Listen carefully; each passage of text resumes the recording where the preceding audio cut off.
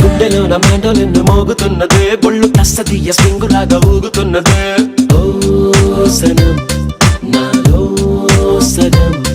బయట పాల బిడ్డ గుంపులాగా ఎగురుతున్నదే లోన పాని పట్టు యుద్ధమేదో జరుగుతున్నదే నీ వసం పిల్లి కళ్ళ చిన్నదాన్ని మళ్ళీ మళ్ళీ చూసి తెల్లకెళ్ళ పడ్డ ఈడు ఇలా వేసే